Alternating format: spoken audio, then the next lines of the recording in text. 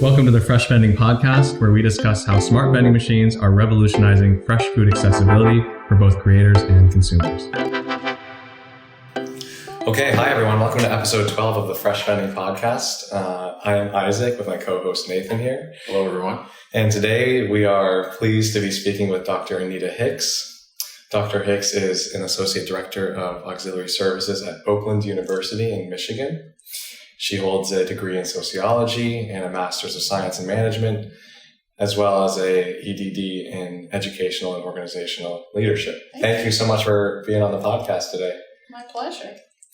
So Isaac and I originally met Dr. Hicks. It was at, was it NACAS East, right? Yeah. So NACAS is an organization for higher education, auxiliaries executives, and just by coincidence, here we are again meeting at NACAS in Toronto.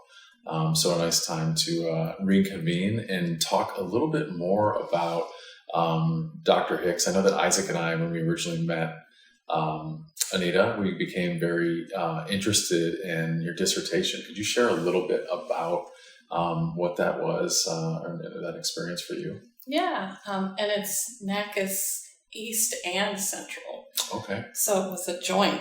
Yeah, that's right. true. It was NACAS East and Central. Mm-hmm. Thank you for correcting me. Larger audience.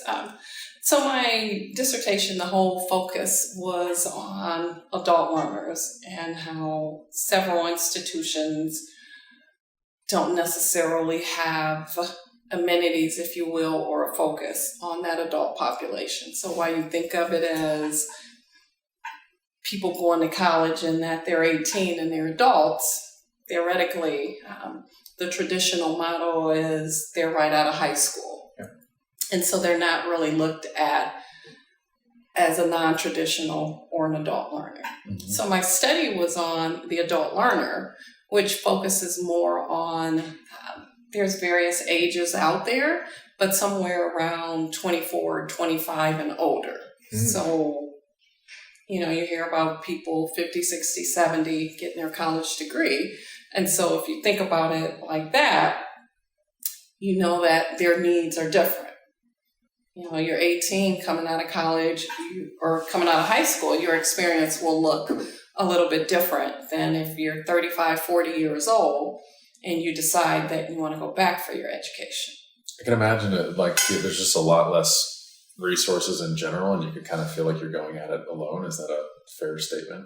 It is a fair statement because that population tends to either work a full-time job, mm-hmm. have a family, yep. elder care, so their needs are different. So they're coming to school for a specific reason.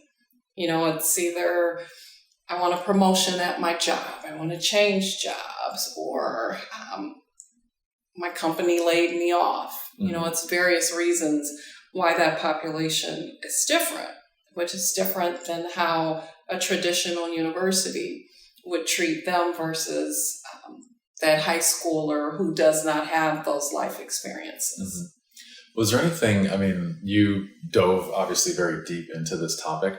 Was there anything that particularly drove you, perhaps like a personal experience into this topic that made it, you know, that much more engaging, that made you want to dive in? Yeah, I looked at a lot that population, the older you are, you learn differently. Mm-hmm. You don't retain the information as well. And so food becomes very key because if you've worked all day or you've cared for someone, a lot of times those classes tend to be in the evenings or on weekends. And depending on where that institution is, and using mine, for example, there's not a lot of food service outlets that are open 7, 8, 9 o'clock at night for you to get that nourishment. Right. So what my research found in talking to various people, not only in my class, but just following people, is that you really need that source of energy. You know, the food is the fuel. And if you don't have that available, just watching people, how they functioned in their classes, you know, are you tired? You've worked all day. You come and you're trying to do these higher level courses, you know, which is already taxing. Mm-hmm. So food becomes a really key component in how you just manage your body, manage your mind.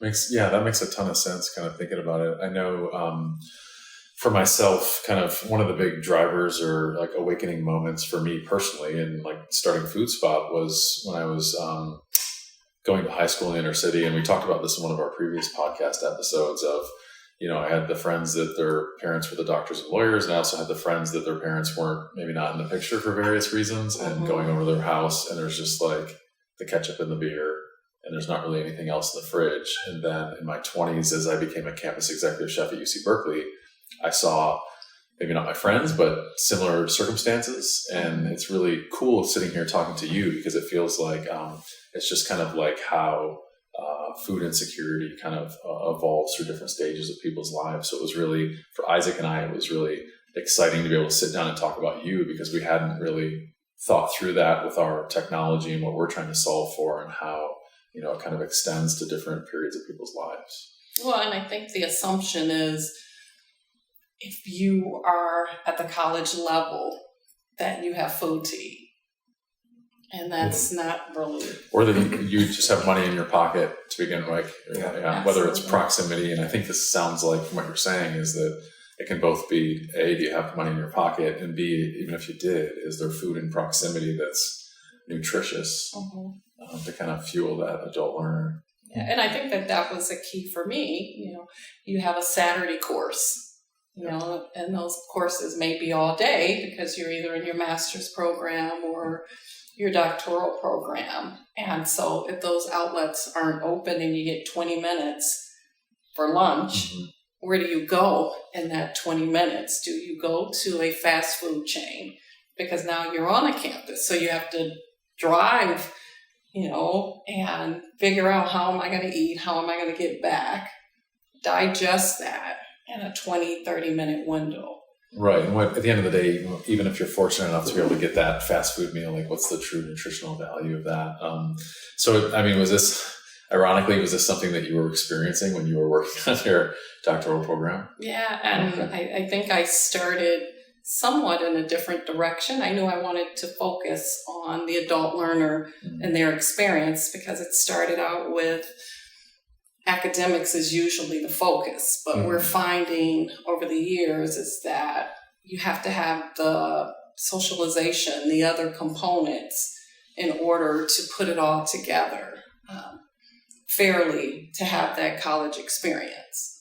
And so for me, it started with, okay, I'm just going to focus on the adult population and they learn different. That's great.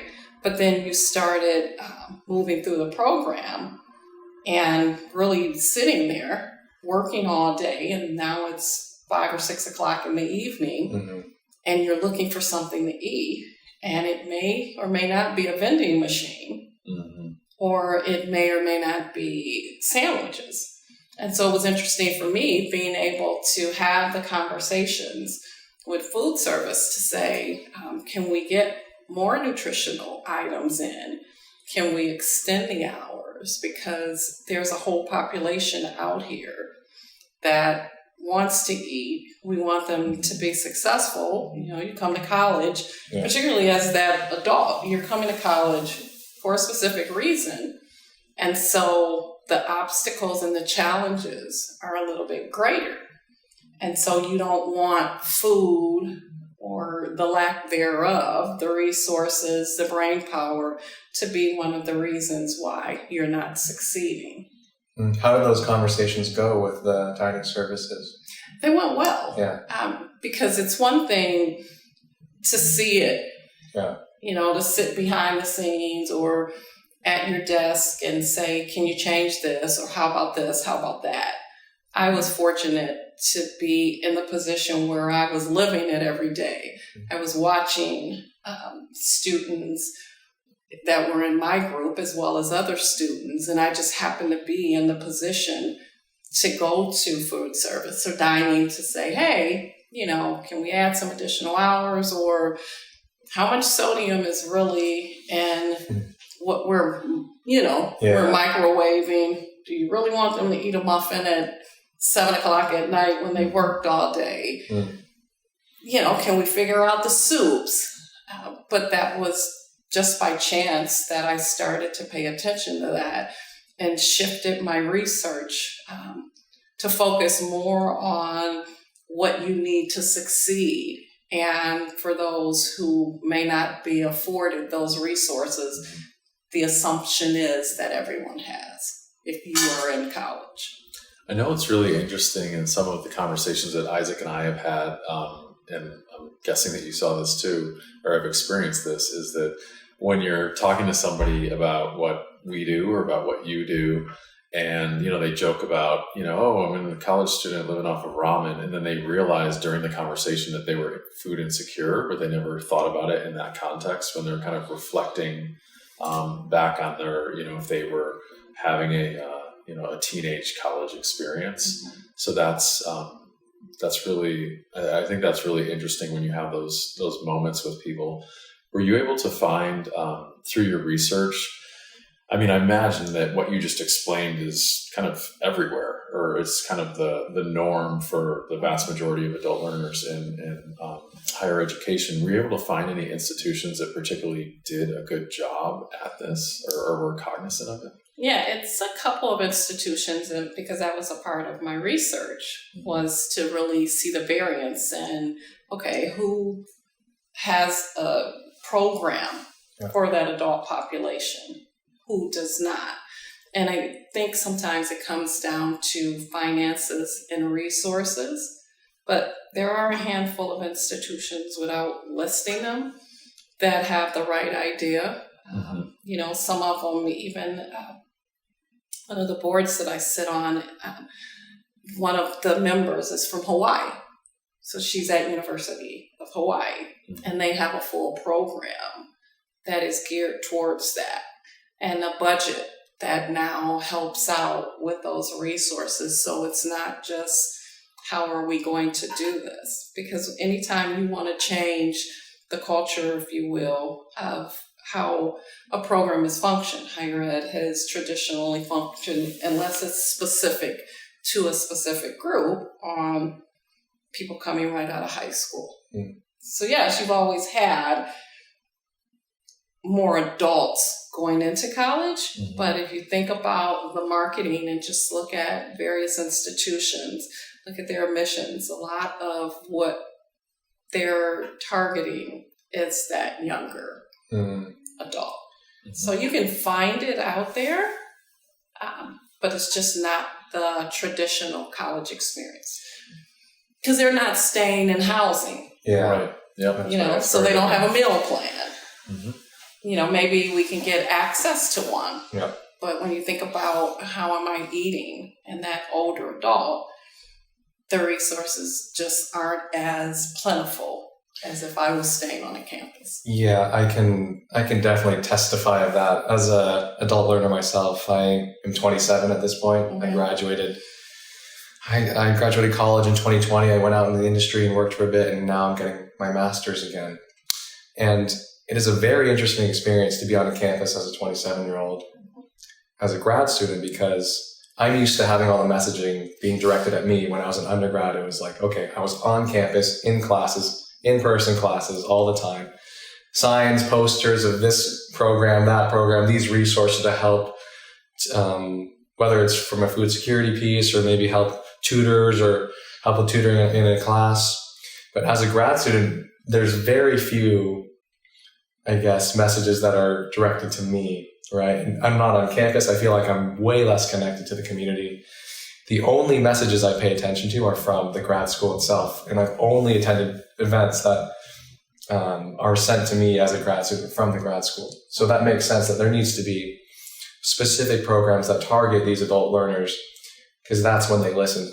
It's just very, I don't know, it's not likely that they're going to be on campus and be in that community and just run into these programs by happenstance. It needs to be a very targeted program. So I've definitely felt that for sure. Well, and oftentimes, and maybe even with your program, you're in a different building. So those classes that you're taking are not always with the undergrad population. Right. It may be a handful, but those evening classes, weekends, are often not in a populated area where those food service locations are. Have you ever seen, Anita, like anywhere, like for example, we talked about the where we are this weekend at NACIS in Toronto. Have you seen out there with any of the industry resources where they're really helping universities, higher education, learn about how to have a comprehensive program that takes care of the whole person for adult learners? I think that they're starting to talk about it. Originally, I felt it was more, adult learners was more of a buzzword. Right. And now, with the pandemic and more people were online, and now they're coming back, is really looking at, okay, this is a real situation. Various institutions now, including mine, have a food pantry. Mm-hmm. And so that has helped, but you still tend to get a lot of those packaged meals that may not be afforded to a graduate or adult student because you may not know that that's there. Right. Or the pantry hours aren't conducive when you're going in the evening. Mm-hmm. You got to be there when the pantry's open. You got to find a kitchen to cook. Do you know how to cook? I think there's some layers of challenges in there for sure. Yeah, I have seen more with dining services, looking at teaching kitchens and how can we prepare these meals that are less than nutritious, if you will. Mm-hmm. Because we're not saying that you shouldn't eat ramen or everything has to be nutritious, but what we're saying is what are you feeding your body? Yeah, the fuel to learn for your brain, so your brain's optimized. Yeah, I think that's something that we like to talk about a lot and say that, our mission is not to try to make everybody eat fresh food all the time. I think our mission is to make sure that it's always an option, right? So that you can make good choices. Because we all like a slice of chocolate cake once in a while. There's nothing wrong with that. Yeah. Even, instant ramen also has its place. But I think I think when Isaac and I and the rest of our team talk about it, we feel more like the type of society that we live in the United States modern day, like so much food goes in the garbage every year. There's no reason that all Americans, shouldn't have the option regardless of proximity or how many dollars are in their pocket to make a healthy decision when they want to. Well, and even just looking at buffets and events that you go to. We're here for a conference. Yep. And I just said to Isaac, are you going to go downstairs and grab a sandwich? I've watched them and so much of that food is not eaten. Mm-hmm. And they can't just repackage it or repurpose it. So it does go to waste. It's funny. It's that whole topic is a very much an overlap with another podcast episode we did that we won't dig into deeply. But a big part of that is that operators don't have a place where they can safely, guide that food to people in different places, and that's kind of something that we really pride ourselves in trying to be that change within higher ed, so that you can take leftovers and have them ready for people to either buy or, get through a subsidy immediately after whatever the vendor or the event's done. But a conversation for another time. Mm-hmm. And when you have that conversation for another time, it would be interesting in what state those regulations are as to how long you can leave the food out. Mm-hmm. How do you properly dispose of that food? And if you have pasta that's sat out for 3 hours, can you give it to the next person? And so I would be interested in what that looks like. Yeah, and I think that's really the crux of what you talked about, is it's like the food safety and the traceability aspect of it. Absolutely. Which is the legal liability. And I know for myself, as somebody that spent a couple decades with my hands in food, that it drives you absolutely crazy when you have high quality food and you're throwing it in the garbage is what you're doing. And there's nothing short of just wasting high quality food when there's people in close proximity that need it. And I think that the fundamental shift that's happening now is we actually have the technologies out there where we can start making real strides, but the American food system is a very large, complicated, beast. So it's something that it's going to take time, but I think we're really poised for some positive change in that environment. Yeah, I think when you talk about the sustainability of how you dispose of items, that'll come into play too, because pulling it into that college experience, there's different types of food. Maybe that student wants pizza and a burger, but we feel like you should have a salad. As you mentioned, it's the options to have something versus not having anything at all. And I think for me, that is what was key with my research that I took back and presented was, we are not saying that don't have that greasy burger. But what we are saying is, from a college level experience, think about your own body, what you're putting into that. But more or less, what is that institution marketing and offering for you to have a fair chance at having something? Yeah, I think that's really well put. Isaac has a saying, you're probably going to have to correct me on this, Isaac. I think you say something along the lines of be your own scientist when it comes to your own body, because everybody is different, to your point. Yeah. And figuring out what works best for you, because I think there's so many broad strokes, prescriptive statements out there in programs, and that's really a great way to look at it. So we're here at NACIS. Have you seen any cool innovations, technologies, programs, and talking to not only the business partners, but your colleagues in food service and auxiliary service? Have you have those sparked any ideas in terms of what food service or dining services can do on campuses to solve this issue that you're talking about? Nothing specific, but I'm excited that the awareness is coming to light. Yeah. Because a few years ago, we wouldn't have been having this conversation. So the hope that is, with more of the dining business partners here, that they know that food insecurity is really at the forefront, and it's not going away. It's not a buzzword. That we really need to make sure that everyone is able and inclusive when it comes to food.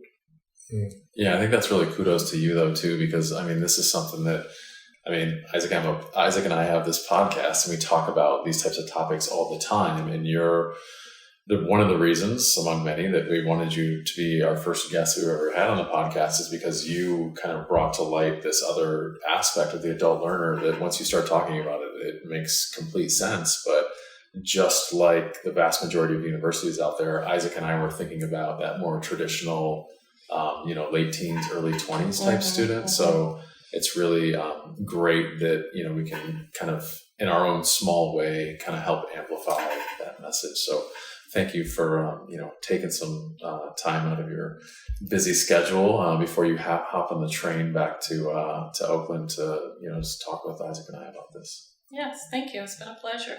Any closing thoughts from either of you about food insecurity in adult learners, or any other things that you'd like to say to the audience? I recently won a research grant to continue my research. Congratulations. That's fantastic. For adult learners. So I will dive into this a little more. Where did the grant come from? NASPA. Very cool. Congratulations on that. Yeah, thank you. And I think for myself, the only closing remark that I would have is that we, our company Food Spot, Isaac and I and the rest of the team, we really like focusing on higher education because we feel like it's just a smaller version of what's broken in the American food system. So it's really exciting to think about if we can help with this distribution of fresh food problem. The sky's the limit of how that could impact higher education and the broader American food system. And just opening people's eyes, because sometimes you don't know what you don't know. Yeah. We go through our own individual lives, and unless you're in the industry or experience it, you may not really realize that this situation exists. So there was hope. Well, I think a message of hope is always a good way to wrap up a podcast. Any closing sentiments on your side, Isaac? Yeah, we had a booth at the conference this week, and at a booth, you have to be proactive and get people to come in, obviously, to talk. But the times that people came and stopped on their own accord, it was because of a very specific reason. And that's because they saw one word on our banner. On our banner, it says, "End food insecurity now," with a picture of our fridge. And those that stopped proactively are those that looked at that sign and saw that word. And so people are aware of it, and people are wanting to address it on their campuses. So I would say that's a point of hope for me. Brilliant. Well, again, thank you so much, Dr. Hicks, for joining Isaac and I in the podcast. And we look forward to crossing paths again in the future. Excellent. Thank you. Okay. Bye, everyone. Thank you for listening to the show this week. If you're interested in learning more about smart vending platforms, you can visit us at launchfoodspot.com. I'm Nathan Downs, and you've been listening to the Fresh Vending Podcast.